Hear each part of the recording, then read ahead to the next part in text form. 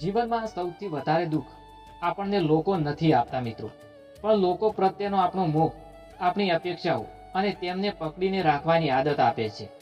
કેટલાક લોકો આપણા જીવનમાં થોડા સમય માટે આવે છે મિત્રો, આપણને હસાવે છે, પ્રેમ આપે છે, સપનાઓ બતાવે છે, પણ પછી એક દિવસ એ જ લોકો ધીમે ધીમે આપણાથી દૂર થવા લાગે છે.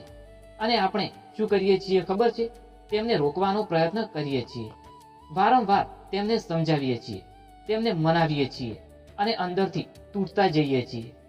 પણ એક વાત હંમેશા યાદ રાખજો મિત્રો, જે વ્યક્તિ જવા માંગે છે ને તેને રોકવાની જરૂર નથી.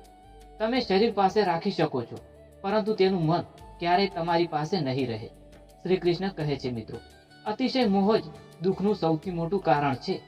જ્યાં મોહ છે ત્યાં ભય છે, જ્યાં અપેક્ષા છે ત્યાં પીડા છે મિત્રો, અને જ્યાં પકડ છે ત્યાં શાંતિ ક્યારેય આવતી નથી.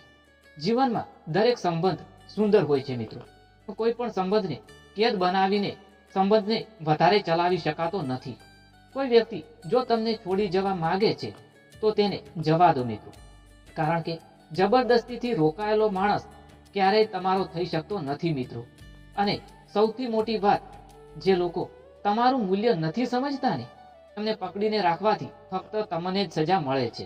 વારંવાર તેમની યાદોમાં જીવશો, તેમના વિશ્વાસઘાતને પકડીને રાખશો તો દરેક દિવસ અંદરથી તમને જ ખાઈ જશે મિત્રો. તમારા મનમાં ગુસ્સો રહેશે, દુઃખ રહેશે અને ધીમે ધીમે શાંતિ મરી જશે. એટલે જીવનમાં એક કળા શીખી લો મિત્રો, મુક્ત કરવાની કળા.